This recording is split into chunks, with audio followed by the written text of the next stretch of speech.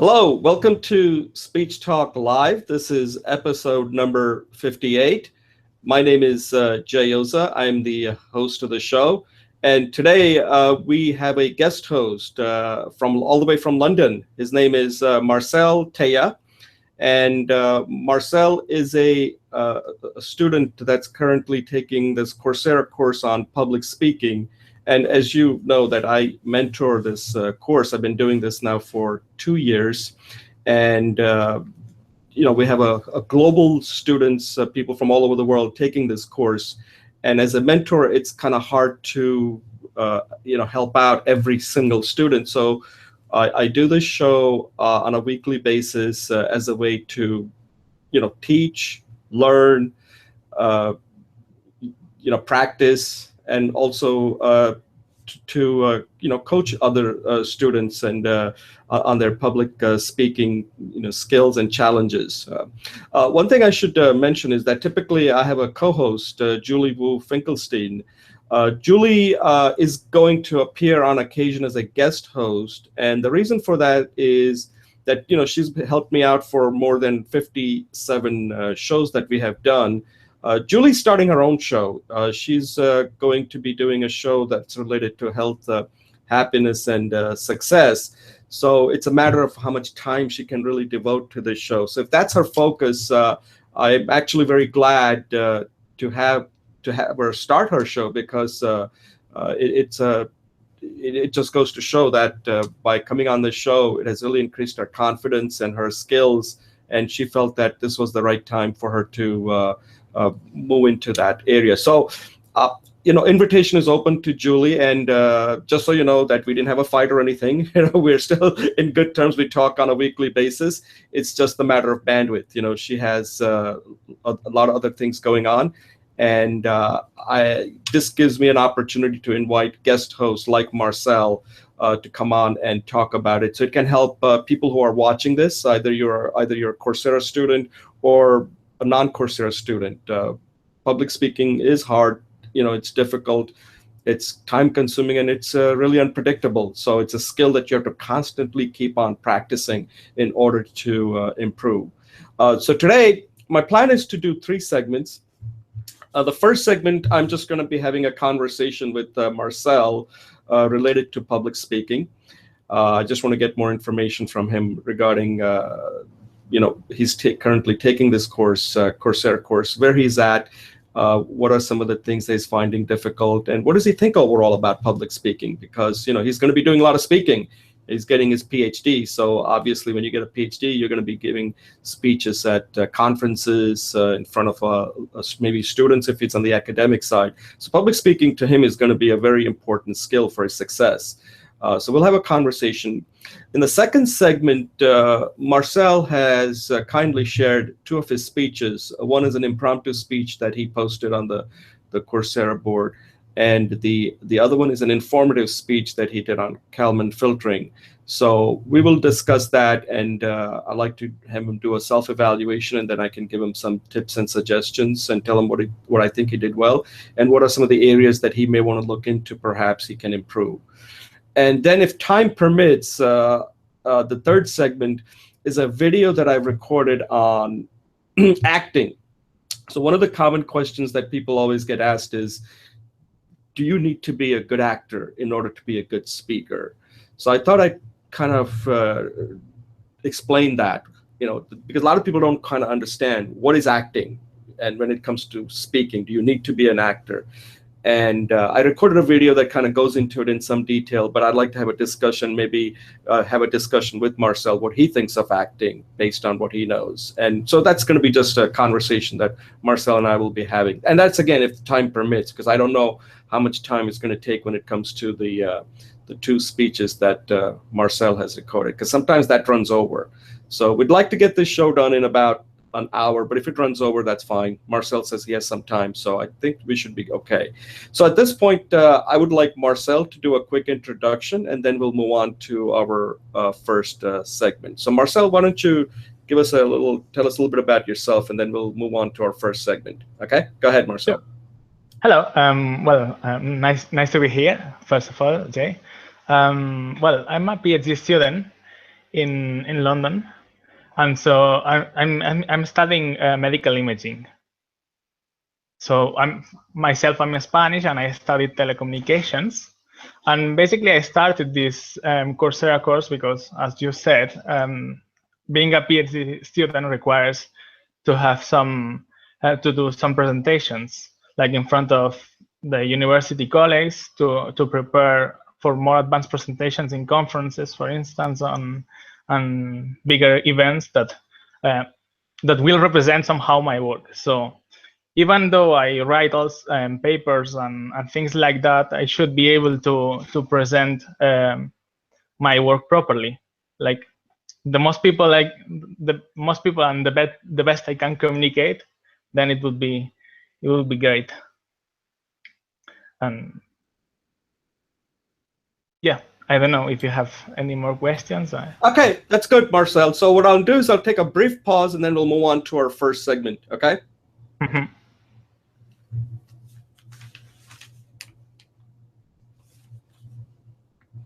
Okay, welcome back to Speech Talk Live, episode number 58.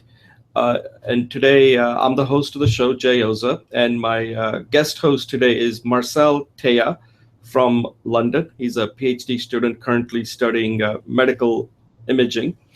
And in this first segment, since Marcel is joining us for the first time, I'm just going to be having I have some questions for Marcel. So we're just going to have a little conversation, and it's going to be related to public speaking, since Marcel and I connected on the Coursera discussion forum, since he's currently taking this course, Introduction to Public Speaking.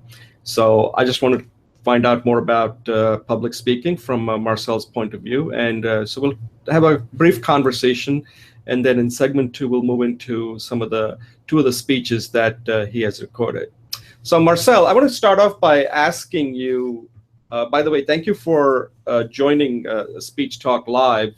I really appreciate you taking time out from your busy schedule as a PhD student and coming on for about an hour on this. Let me ask you by starting out with a simple question, like you kind of mentioned it.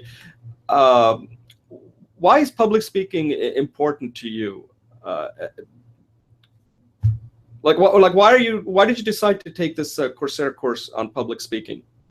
Yeah, so as you said, as a PhD student, I should be communicating my work to other people, and not only in paper. So I would like to be able to transmit all the knowledge that I acquired during the PhD to other people. So this is why I joined firstly.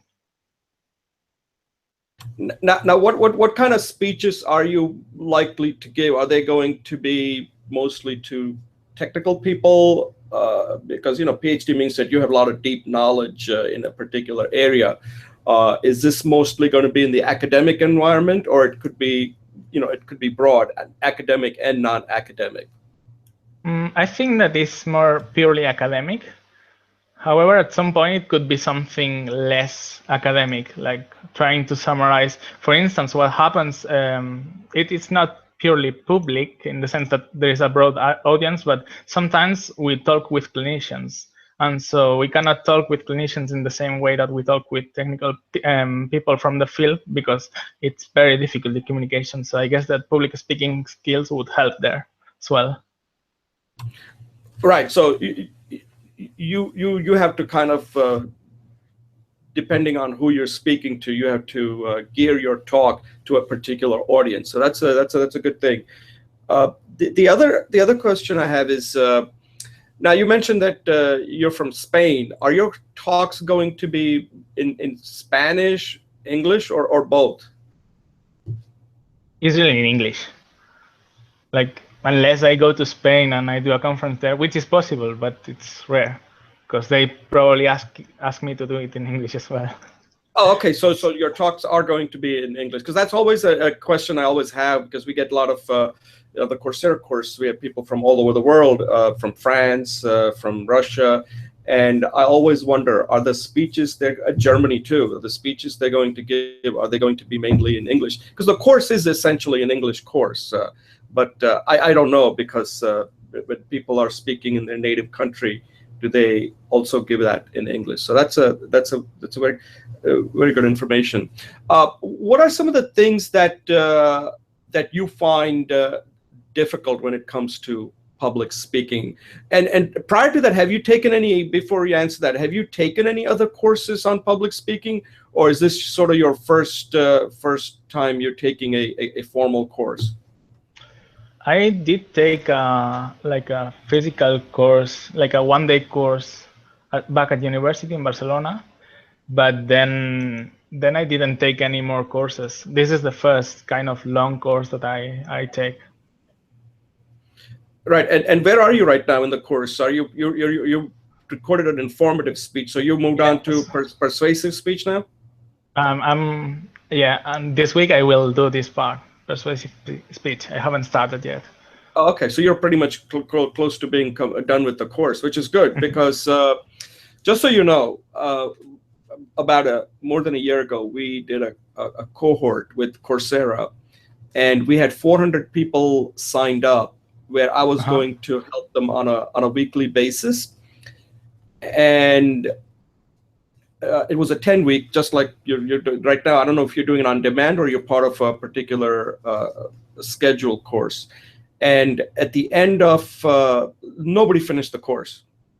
400 people signed up. These are 400 people that that said they wanted to take the course and finish it. So these are highly motivated students from all over the world. And I think only 10 people recorded their introductory speech, and I believe no more than 5 did their impromptu speech. And I don't remember anybody doing their informative speech or persuasive speech. So essentially, out of 400, nobody finished the course. So if you finish this course, it's a hard course, actually. It looks easy, right? But it is a hard course because you're pretty much on your own. And one of the things I always suggest to people is that it helps to have an accountability partner when you take this course, because otherwise it's so easy to quit. Because people don't realize that public speaking, watching the video is one thing. Doing it is really it's hard, and a lot of people don't put in the time. And you did 2 speeches that are pretty good speeches, so it just goes to show that you're putting a lot of time. It's going to pay off, by the way. The time that you're putting in, it's going to pay off, because public speaking is not like a one and done thing. You got to constantly keep doing it. So I'm really happy to see you recording all of this, because you're doing the right thing. That's exactly what I do. I do exactly what you're doing. I just take a topic and I record the speeches and then send it out to people to take a look at it. And I've been doing this now for more than 2 years now. So so like anytime you have to give a talk, it's not a bad idea to just get in front of a video and just give a talk. So at least you can evaluate yourself, because a lot of people don't even know what they look and sound like when they're speaking. Yeah, that's what I realized. Like, I've never seen myself in this way, like looking at a video and seeing what I've done before, like that. And by doing that, you realize your gestures and your face, how it looks like. And I think it's pretty nice to be able to see yourself, and then you can correct yourself, the things that you don't like, and so on. Right. So I think we got a pretty good idea on what you like to do and what you like to improve. So I think at this, do you have anything else you want to talk about public speaking before we move on to our next segment? I think it's fine. Yeah. Right. And one last question: like, how much do you practice? How much do I practice? Well, I don't know. I would say 3 hours per week, perhaps, or even a bit less. Right. Like, how many videos do you? I mean, when I say practice, I mean, what is your practice style? I mean, are you planning to record a lot of the videos that you have done, like impromptu, and one that you did on Kalman filtering? Are you planning to do more of that as a way of practicing your? Yeah, well, it depends on the feedback on if I like them or not. If I don't like them, then I will probably record them again. Right. But if I like them, then I can move on to the next topic. Right. Good. Because I practice a lot, just so you know. Okay. I on my YouTube channel, I think I have now close to 475 videos. So, And this is going to get recorded, so this one you and I are going to be sharing. This one is you're going to be part of this one, so you're getting a good practice when it comes to doing interviews and stuff. And again, I always tell people the best thing to do is just do it, because don't try to be too perfect, otherwise you'll never do it. So I like what you're doing by recording the videos. All right, so at this point we will take a brief pause, and then we'll move on to our second segment. Okay.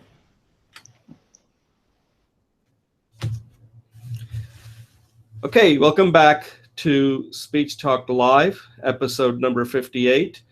My name is Jay Oza. I'm the host of the show, and today I have a guest host. His name is Marcel, who is a PhD student from London. And in this second segment will be more like kind of like a workshop. And Marcel has recorded 2 videos that he's done for the Coursera course. You know, in Coursera course, you have to do 4 speeches that you record and post it for peer reviews. The introductory speech, the impromptu speech, the informative speech, and the persuasive speech. So Marcel sent me 2 videos. One is an impromptu speech that he's worked on, that he has posted, and the other one is an informative speech.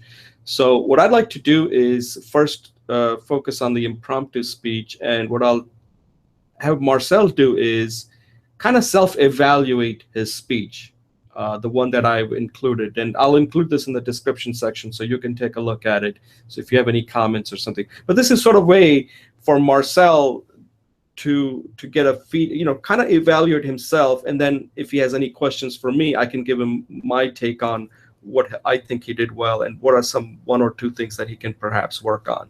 So Marcel, let's focus on your impromptu speech that you talk about the libraries. Okay. I like your speech. I like the topic that you've done on this. You have a real opinion about the libraries. What do you think you did well in that speech, and what are the things that you think you could improve? You've seen the one that I've included, right? What do you mean? The video, the video that you did on the impromptu speech. Yes. Yeah. What did you the one that because I think you did several videos. The one that I included for the show. What did you like about what you did, and what are things that you can improve? Yes. That you like to improve. I prepared a small list of things for this one. Shall I go through the list, or? Sorry, I didn't hear you. Give me like 3 main things, not too many, just 3 main things that you found that you think you did well, and then maybe 3 things that you think that that you need to work on, or you could improve. Okay, I think that the first thing would be that the structure, I think it was quite okay. So by only looking at the structure, you could understand the speech in a reasonable way. It's not something uncontrolled where you don't know where it ends or something like that. And the second thing, I would say that I was quite confident there, and then that the reasons were good reasons, perhaps, from my point of view.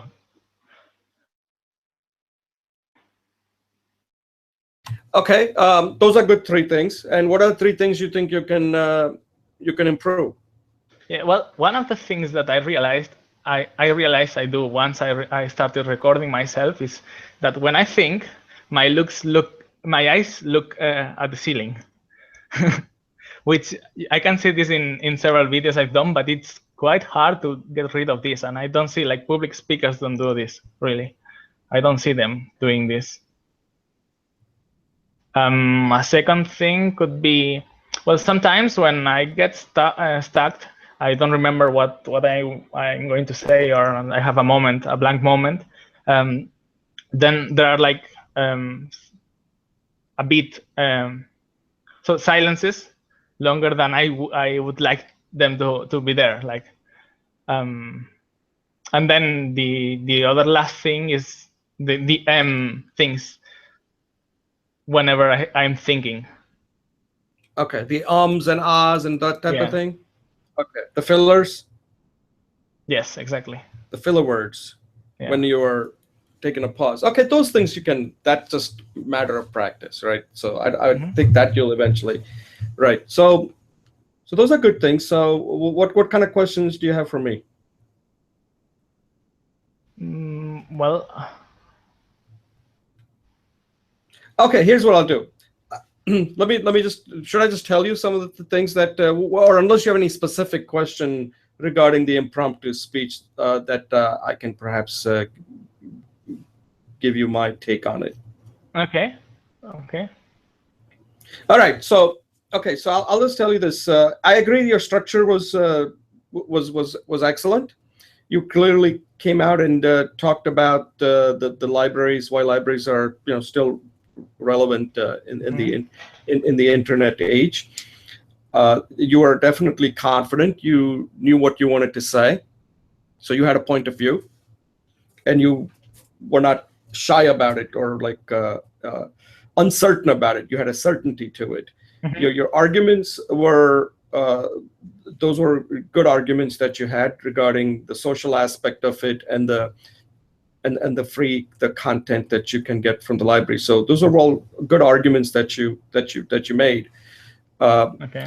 Some of the things that I think one of the areas that I would focus on is I think the beginning is very important. Okay. I think this is just my take on it. When you first start talking about technology, and then you go into the library, I'm not sure that I understood I know what you're trying to say because I've watched it a number of times, so I understand what you're trying to say. But I think the point you have is very simple here. What the point you're having is that libraries are still relevant. That's what you're really trying to say in the internet age. It's not necessarily there's a technology versus non-technology. You're saying that the libraries, you can start out by prefacing like today, people use internet for everything, but you know what? Libraries are still relevant. So that way you're telling people that, a lot of you probably think that, what is such a thing as a lot of people don't even know what libraries are, but libraries are still very relevant. And the other thing is that a lot of people don't think that libraries are relevant anymore.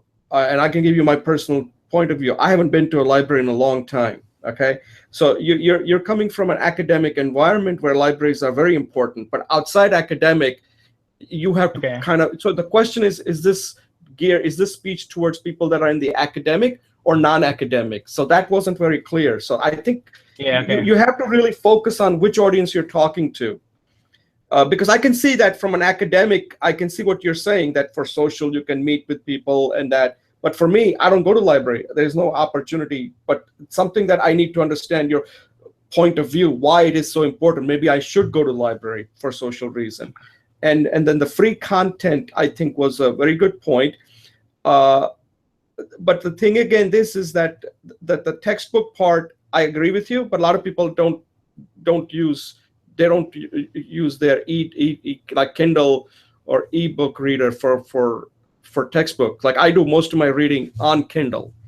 So those are points that you're making. Those are fine points. But remember, there is an opposite point you do have to kind of address. Otherwise, your speech, people start to look at that speech and saying, he's making good argument, but he's not saying anything about the other side of it.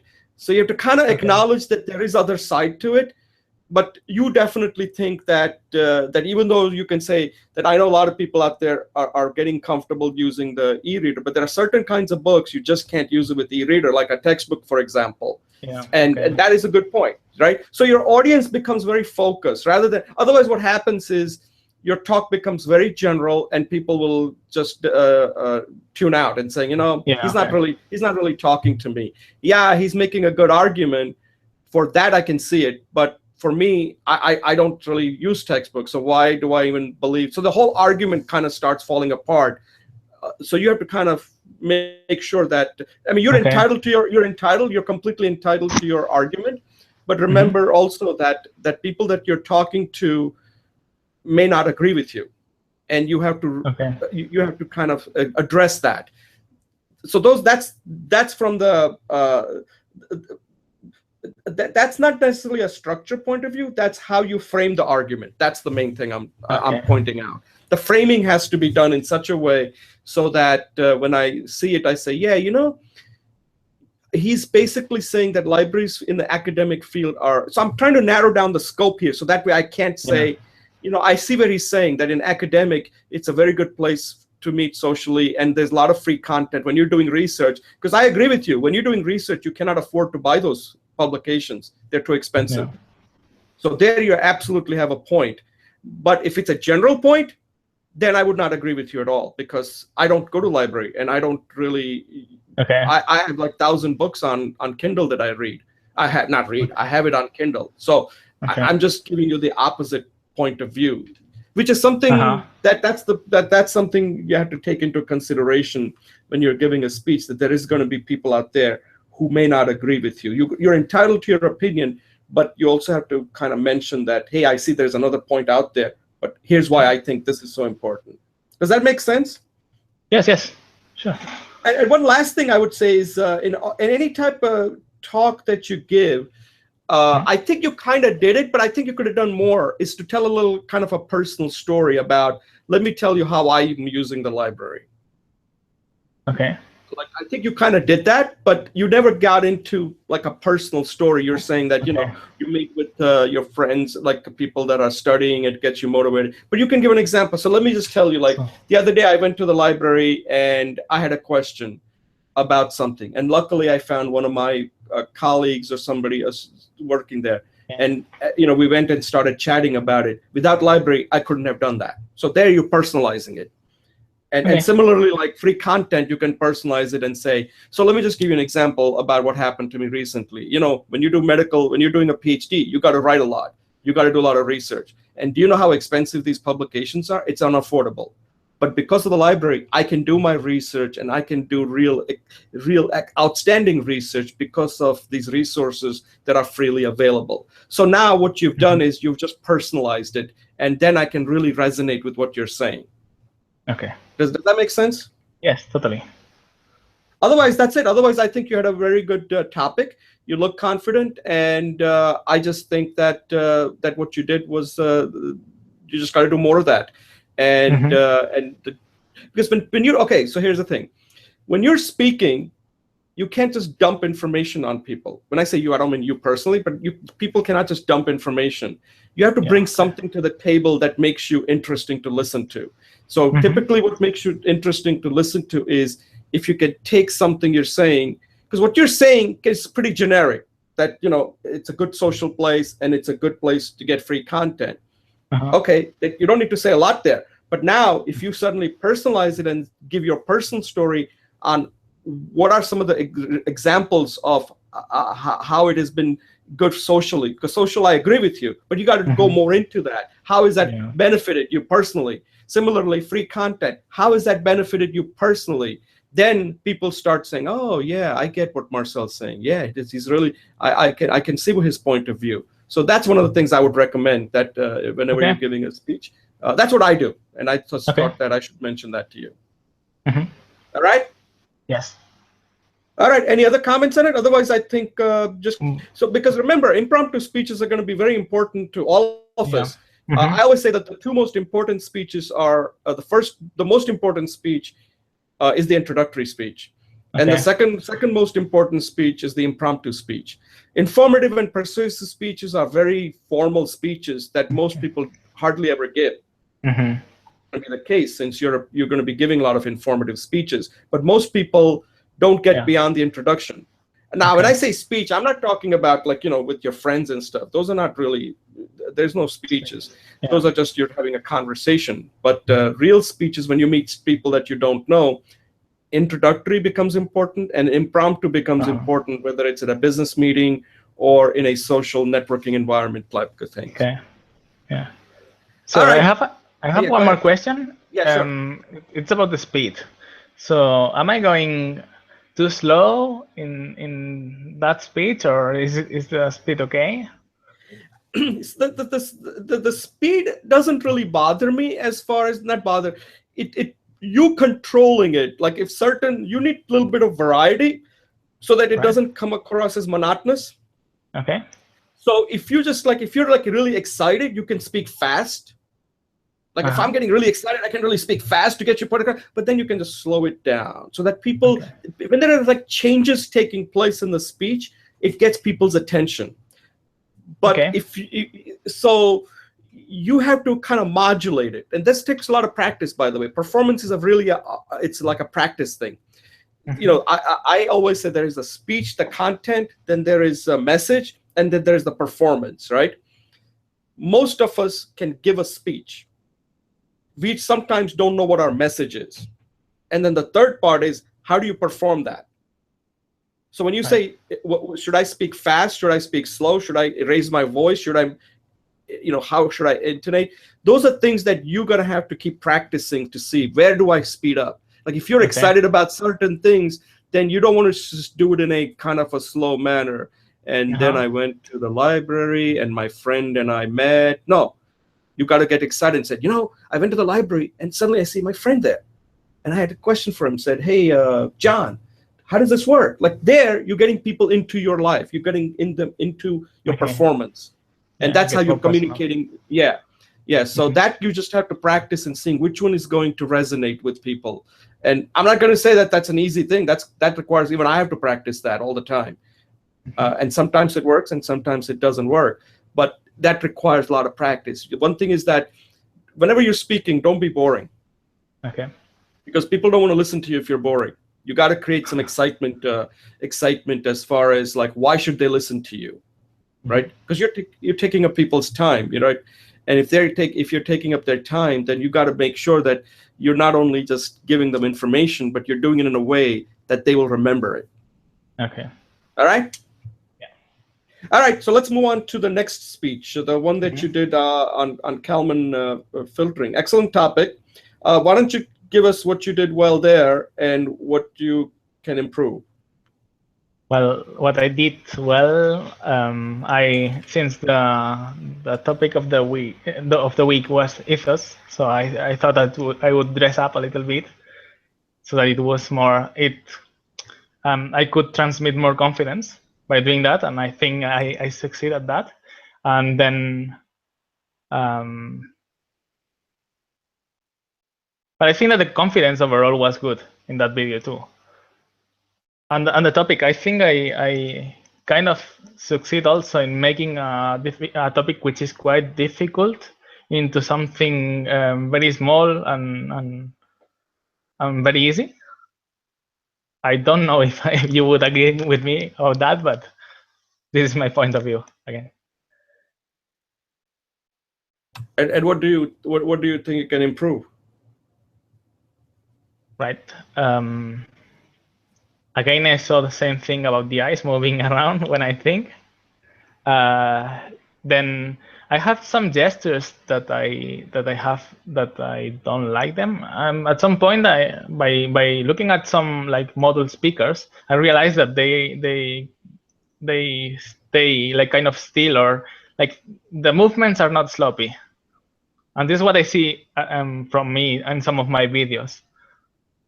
And then about wait. So you mean your gestures or yeah, the gestures. The gestures are okay. I mean, I tend to use a lot of gestures. Gestures actually are according to research, they found that people who are considered good speakers, they tend to use a lot of hand gestures. Again, unless you're using totally awkward gestures. But if you're like really getting excited and your hands are like, I keep my hands in the front, right? Now it's a habit, so I just do it. People always say that. But if you don't use gestures, then also that's not good, because then you're not showing emotion, like passion in what you believe. So it's better to use gestures than not use gestures, because gestures kind of shows how much passion. Like if you're really passionate about, if you say Kalman filtering and you're really like showing the passion, then people see that, right? Okay. And so another thing that I would... Sorry? Yeah, go ahead. Another thing that I would say is rather bad thing is that the introduction took more than 3 minutes 30, which I mean, it was quite long, but I didn't know how to do it without that time, because I needed to present a little bit the scenario, and so it took me that time. Right. So let me ask you this: if you had to explain, if I ask you, okay, Marcel, what is Kalman filtering? And I give you only like say 30 seconds. What would you say? You only have 30 seconds. So shall I explain it now? 30 seconds. Yeah, go ahead. So it's a way to combine a measurement with a tendency that you have in the coming from the past, so that the measurement may have some noise, and because you have your tendency, you can improve the accuracy of your measurement. Right. So if I didn't know, okay, do you think I would understand that or what? Not sure. You understand. Remember, you know Kalman filtering. I don't. Okay. Yeah. So you're explaining it to somebody who doesn't know anything about Kalman filtering. So the question is that there's a jargon that you use right there, noise, which is like something I wouldn't know what that is. Okay. Yeah. So you have to break it down. Like if you're explaining, okay, I'm a 6-year-old kid. Okay. Yeah. How would you explain Kalman filtering to me? Right. So I try again. So you have now remember, I'm a 6-year-old. Okay.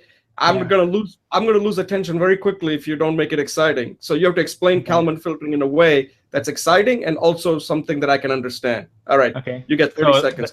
Then I would explain it with this example. You have your ship in the sea, where you have the GPS, and the GPS gives you a measurement of where the ship is, right? So, but this measurement is not perfect. So if you want to know where the ship is, the GPS doesn't give you the right coordinates. But because you have the tendency, the ship cannot move in any uncontrolled way, you have your tendency where the ship is gonna go. Then you can improve the location of the ship by using both the measurement and the tendency that you have, and the motion, the physical motion that the ship can produce. Right. I think it's way too complicated. Also. Yeah, way too complicated. I don't think 6-year-old would get that. So let's see. You get the idea what I'm trying to get to, right? Yes. That whenever you're taking a topic, so my whole purpose of this is to kind of point out that when you take a topic like Kalman filtering, you got to make it so simple that at the end of it, they can explain it to somebody else. If they cannot explain it to somebody else, then you did not succeed. Okay. Okay, so the thing is that you got to come up with something that they can say, oh, because that word sounds intimidating, Kalman filtering. I mean, think about that. Yeah. So first you got to get them feel comfortable, like, hey, this word may scare you, but don't get scared. I'm going to explain it so that you can explain it to your grandmother, like that, right? That's you got to make person feel easy. That Kalman filtering is really nothing more than you got to make it sound easy so they feel like, oh, I get it. Yeah. Oh, okay. Don't get intimidated by this word Kalman filtering, right? It's basically it's a way to get to certain like let's say something is moving. You want to get to pinpoint its location based on data. So based on some information, you kind of decide whether you're getting closer to it or not. And at some point, you get right to that. So it's to find something that's out there, but you don't know where. But you keep getting more and more information till you finally get to where it is. Something like that, right? Okay. I mean, isn't that what Kalman filtering is? Did I kind of get it or not? Is that close? Or remember, you don't want to get into too many of these Kalman gain and all that. That's jargon. That doesn't. Yeah. Okay. Because every time you introduce a word, you got to spend time explaining it. So then your speech is becoming completely different, because every time you're saying, well, there's a Kalman gain, well, right away, that's a 2-3 minute talk right there. What exactly do you mean by Kalman gain if you're going to use it? When you use the word noise, now you suddenly have to explain, what does that word noise mean? So when you start introducing too much jargon, then the person who doesn't know what this Kalman filtering is just going to say, this is too complicated. I don't want to know about it, So the burden is on you, okay? Okay. The burden is on you to make it simple. And whatever example you give has to be something that everybody can relate to it. Let me ask you this. Is Kalman filtering is something they use for weather forecasting? Like, let's say there is a hurricane and they always show you this path and this different paths. Is that what they're doing, using Kalman filtering to come up with? I have no idea, to be honest. Okay. If they do that, with Kalman filter, you can follow or track anything. Like But that's what they're As doing. long as They're tracking the storm, right? if they have a way to measure the storm, maybe yes. Because there is a But storm that they're seeing. Because in the United States, we always see hurricane, right? Where there's a yeah, storm, they start from the south near like Cuba, right? They're coming this way, and then they show you that one path could go this way, one path could go right through this city. And okay, I believe what they're probably, because they never tell you what they're using to come up yeah, with those paths. But when you were explaining Kalman filtering, I said, wow, that's probably what they're doing. That's how they're yeah, determining what is the potential future path based on the data that they're yeah. taking and previous data. So basically, you get data from the current, past, and then you come up with a good. There's always some error in that, right? Whatever you come Yeah, up with. so basically, if you want to use Kalman filter, you have to have before a way to have a measurement where the storm is gonna be. Right. But then there is some error there, so you cannot rely really on that. And then you look for a physical tendency, and then you apply this tendency, knowing that if one measurement is in one spot, then the following location will follow your kind of tendency. Right. So this is just something. So let's say if you're explaining it to somebody who's not technical at all. So you say, let's say, so you want to give an example that they can all get it, right? So let's say you went hiking and you got lost. Okay. Now somebody has to find out where you are. All they have is that they can get the GPS on where you are, and they can get information. They have to find you before you run out of food, or something like that, right? Yeah. How are they going to find you without knowing anything? But they do know the position you started, and that they do know that you called at this point, from this point, and that other point there was another thing tracked. And from there, they need to come up with, isolate some area where they're likely to find you. Otherwise, you could be anywhere, right? And something like that. So what I'm saying, what I'm trying to point out is that you need to come up with an example that you don't need to be, anybody can understand. Like if you got lost in a mall, how do you find out where you are, right? Not mall, but let's say you went hiking or something, and you got lost, or some kid got lost, or somebody who has a communication problem, like somebody who has autism or something. How do you find them? There has to be a tracking device. Like, okay, we got them at this point, at this point. So then you can isolate the area to look at. That makes it much easier to find somebody than to just kind of go on a random search without any success. So that's what I was trying to get to. That the topic. Always ask yourself that this is because you're going to run into that, right? As a PhD, you're going to know a lot about certain. Now, obviously, the speech so even if you're even if you're giving the speech to a bunch of people who do know it, it doesn't hurt to simplify it and then go into more details. Yeah. So if you think like, wow, these are all PhD students, they're all doctorates, they're all PhD graduates, they all have their PhD degrees. It doesn't hurt to simplify it even for them too. Because a lot of people understand these things in their own unique way, but they're not really sure how they understand it. So you've got to level set it, that this is how I understand it. And then you can introduce new terms, because the difference is that with people that are already knowledgeable, you don't need to go into too much detail to explain it. But you still need to have the same type of a structure, that I'm going to start out simple and then add new stuff. But the amount of explanation is limited, because I understand that otherwise they'll think that they may be insulted if you act like you're talking to a 6-year-old. Yeah. So and I think your speech, I think the topic was really excellent. It's the right type of topic for an informative. So I think I want to really commend you for that, picking something like that, because I learned something. And that's your goal, right? That's your goal, that if you're going to take an informative speech, the question you have to ask is, was it informative? Did I inform somebody? And in informative speech, a lot of people I always see that they don't understand is that difference is there's not that much of a difference between an informative speech and a persuasive speech, as you'll find out. An informative speech is still a sales speech. You're selling the information to people. Okay.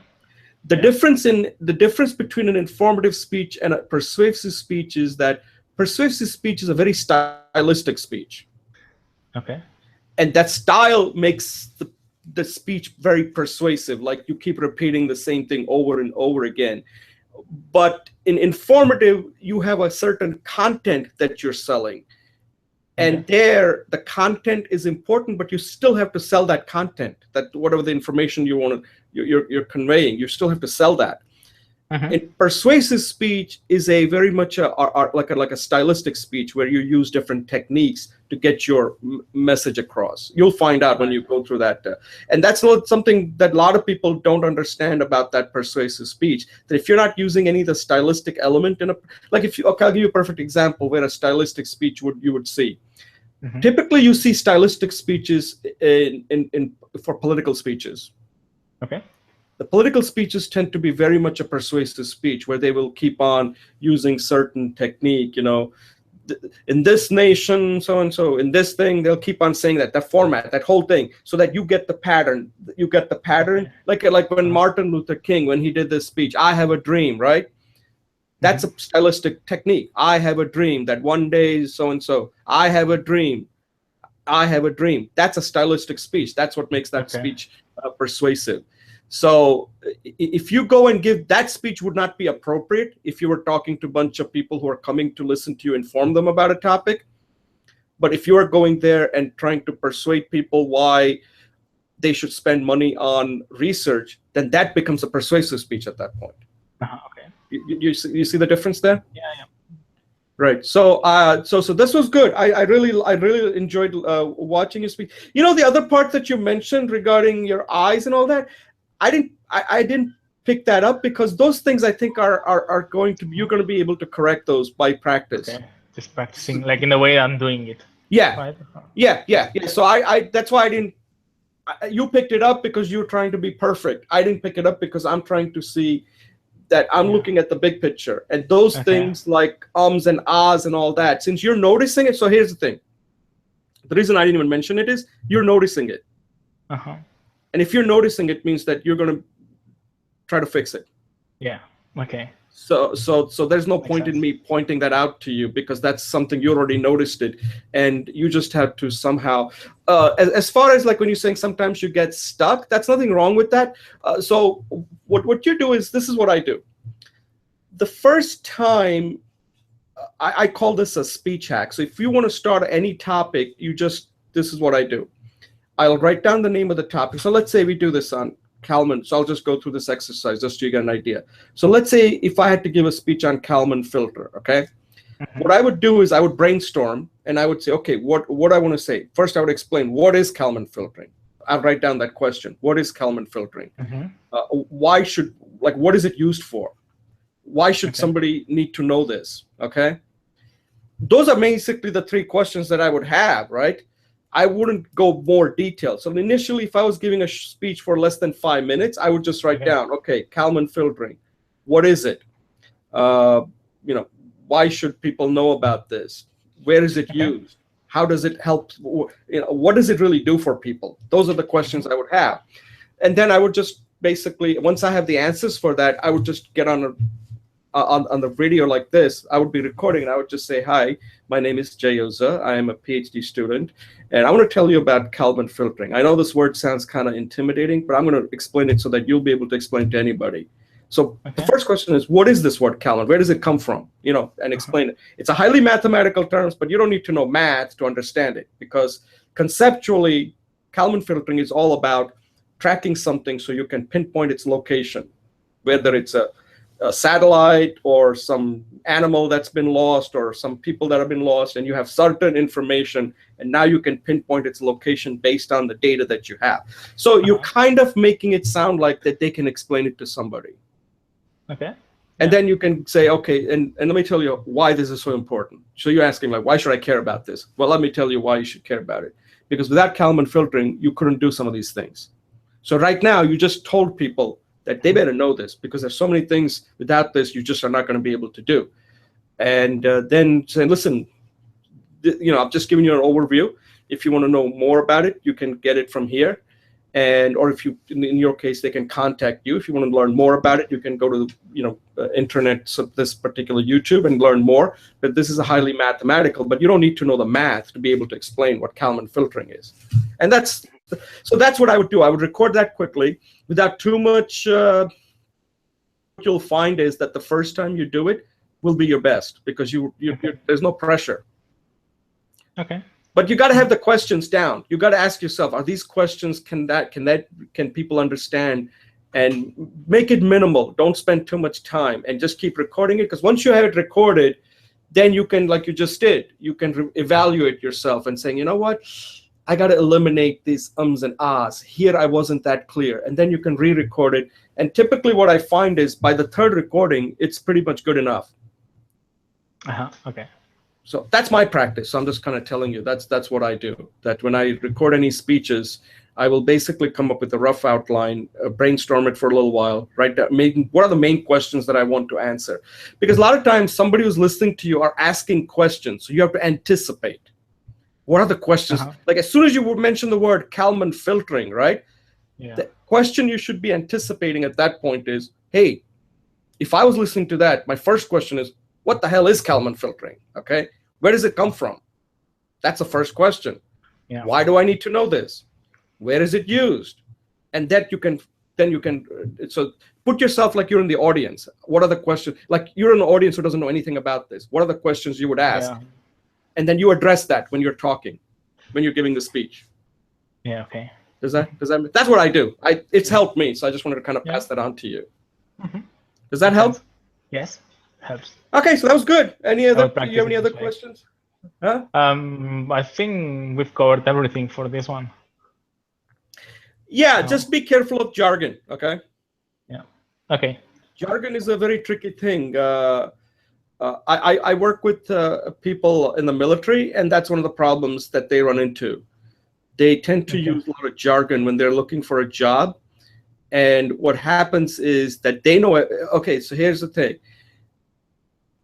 Just because you know something doesn't mean the person you're talking to is going to know it.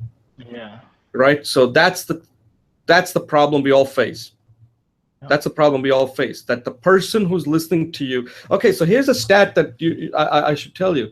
They say that when you give a speech, it's less than 10% of it is what people are going to remember. Okay. But here's the problem. You don't know what that 10% is. So that means that you got to find out what is that 10% you want them to remember. Yeah. So like if you talk about, and you give a bad joke, and you talk about Kalman filtering, and then you in the speech you insert some kind of a joke in there, and you think, oh, they'll be able to explain Kalman filtering. Well, no, they didn't understand. They couldn't remember any of that. They understood the joke, but that's not what you wanted them to remember. Yeah. So sometimes what happens is, like when you talk about, like, I have this ums and ahs and this and that. Yeah, that's what people remember. So you have to make sure that when you record yourself, you ask yourself, what am I going to remember from this speech? And if it comes down to that awkward gesture or awkward that, then that's what people are likely to remember, because they're not going to remember that much. So I always tell people that, we always think that, 100% of my speech is going to be remembered. No, according to research, it's more like 10%. I mean, just ask yourself, you probably have attended a lot of speeches, right? Yeah. How much of the last speech you attended do you can really remember? Not a lot, to be honest. There you go. So ask yourself next time before you give a speech, the 10% rule, which is what part 10% of the speech you want them. That's why you always have to, at the end, saying, by the way, this is what I do. In your case, I think it might make sense to do it. If there's one thing I want you to remember from this speech, is this concept right here. So now they can't forget that because you just told them. I don't care about other parts, but this is the one thing I want you to remember. Right? Yeah. Okay. All right. So I think I don't want to give you too much. I think you pretty much are on the right track. If you're tracking using Kalman filtering, your speech is tracking now, We're using Kalman filtering to track your public speaking skills, and you're tracking pretty well. We're going to pinpoint it so that you become an excellent speaker.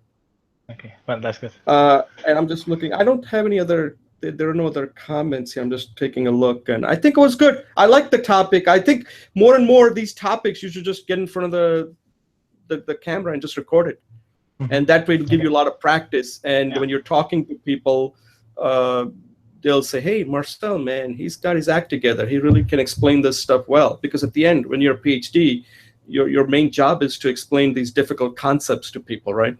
Yes. All right. Do you have time for the third segment or not? I do have time, yes.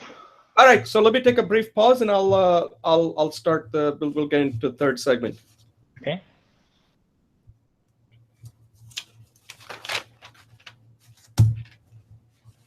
Okay, welcome back to Speech Talk Live. This is episode number 58.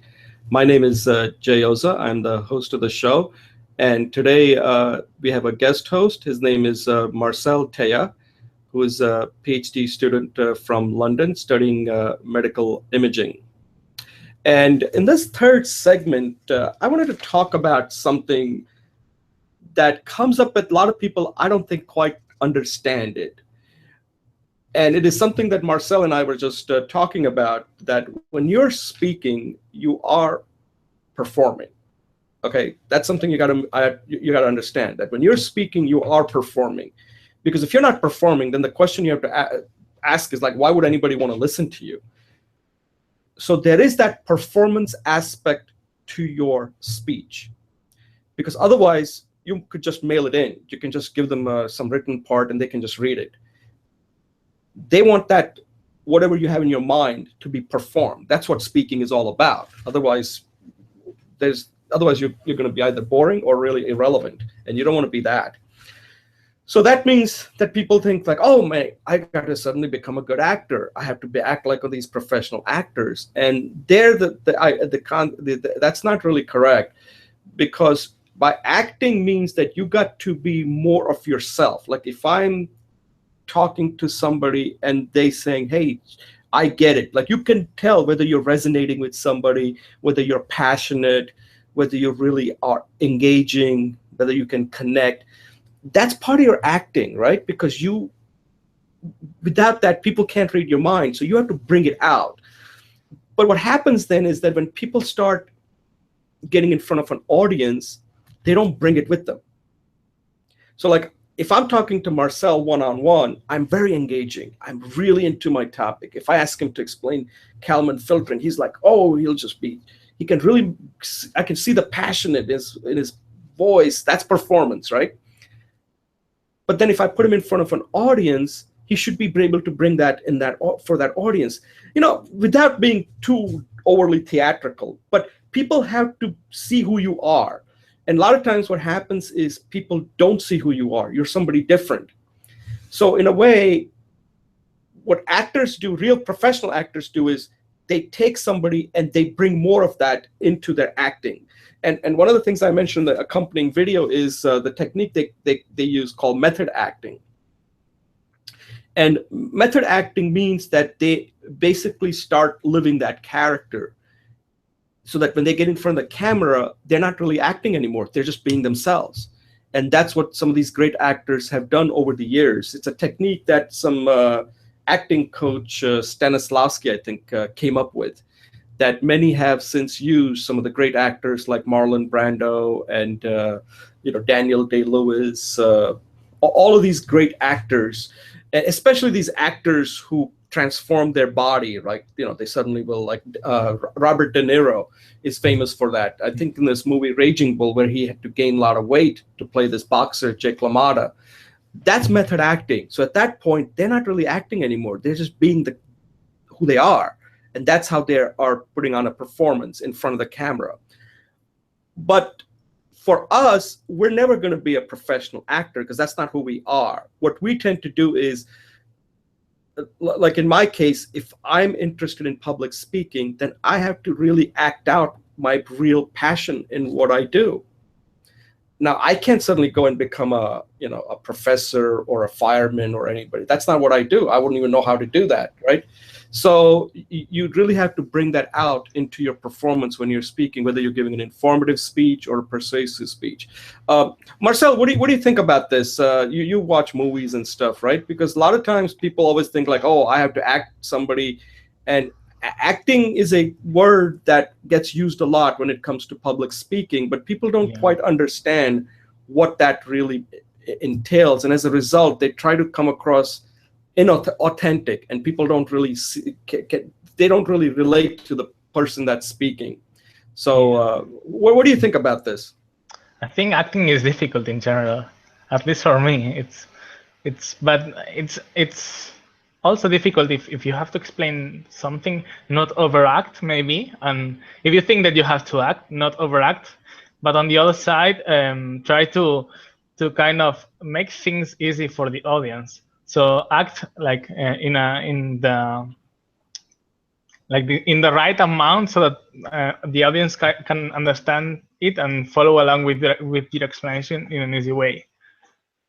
As opposite as not acting, for instance, which would get very boring and audience would just disconnect, perhaps.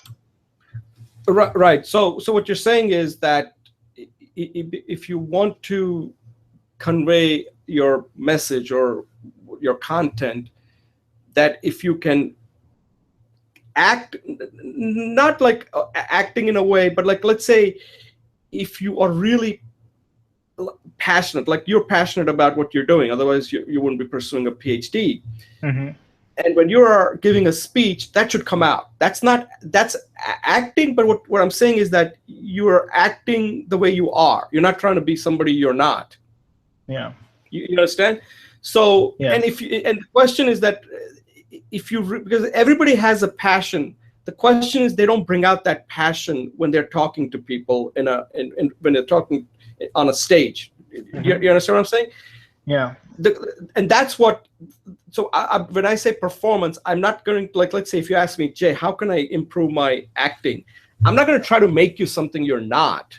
Yeah. I'm just going to say, hey, Marcel, why are you so passionate about this? And if I see you like, hey, this is so important to know, this is why I'm into it. And I said, well, why don't you just do the same thing when you're in front of the audience? They should feel that. If you're not doing it, that means you're underacting. You understand? Yes. Yeah, that's what I mean. For instance, when you have to explain, for instance, an example, if you were to explain it one-to-one to a person, it would be way easier because of the nerves and all these things. You wouldn't be as nervous or apprehensive, perhaps, and you would explain with naturally. But in front of an audience, it's more difficult to act because you have these nerves, this apprehension that you have because of these many people. And it's way more difficult to act. So you tend to back up a little bit and not act as you are. Right. So you're denying so basically you're underperforming because of, and what you just said is a very important point, that what you're saying is if you're speaking to somebody one-on-one, you're acting like the way you are, which is, I'm really passionate about this, I'm interesting, I'm engaging. But then I put yourself in front of an audience, suddenly you got anxiety. And the thing about it is that we all have fear when we speak in front of people, because that's biology taking over, right? Because we don't like people staring at us. So that's biology right there, because we've been brought up like that when people are staring you, it's like they're judging you, like, oh, what if they don't like it? And you suddenly and that starts affecting your speech. You develop anxiety. You start fearing, like, oh my God, they're going to criticize me. They're going to criticize me. And what I think the only way to avoid, that cannot be eliminated, okay? Everybody has that. Mm-hmm. The only thing you can do is you just need preparation. You just have to prepare. So what you're doing is by doing more of these, like you said, in camera, sometimes you stiffen up. Mm-hmm. The only way to get over that is by doing more of it. Yeah, okay. And then once you do more of it, then you will be able to bring that performance. Like you're saying, if you're doing it in front of a camera and you know exactly what that performance is, now you got to have to bring that performance when you're in front of an audience. And if you can do that, then that's acting, but that's not like fake acting. That's who you really are. But you don't want to be, you don't want to get in front of an audience and let them see what you're bringing is your personality. So like right now, you and I are talking and you're bringing your personality and I'm bringing my personality to you. Now, if I suddenly get in front of a people and you don't recognize me and saying, wait a second, when I was talking to him on Speech Talk Live, he was so engaging. He was using all kinds of gestures. But now in this one, I don't even recognize him. That means I wasn't acting the way I am. I was not acting the way I am. And that hurts my performance. You follow what I'm saying? Yes, definitely. Right, right. All right. So, any closing thoughts on the show before we close this out? Like, did you get anything out of it? Yes, Did this help? a lot Now of that you're things. brave, now you're an expert. So you've been a guest host, so you're always welcome to come on. Come on Thank after you. you do your persuasive speech, and then we can review it.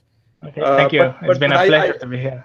yeah, yeah, it's glad you stayed on for the whole show. You didn't like run out or so that's so either way, I'm just kidding with you. I think you're doing the right thing, and I think let me tell you, public speaking is hard. Okay, so don't, even though I do this I've been doing this now for more than, this is my 58th episode.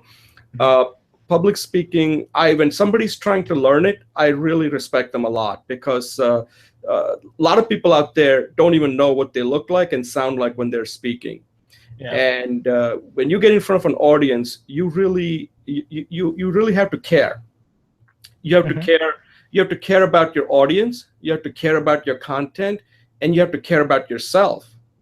And a lot of times, if you don't care and you get in front of the people, a lot of them don't even care about their audience. They don't even know what their audience. The second thing is, you got to care about your content. Like, hey, I really feel about what I'm talking about. I want to get this from my head into other people's head so that they can understand it. And the third is, you have to care about your own reputation, that, I don't want to look like a fool, right? And I want to look like that I am a person who has something to contribute, something to communicate.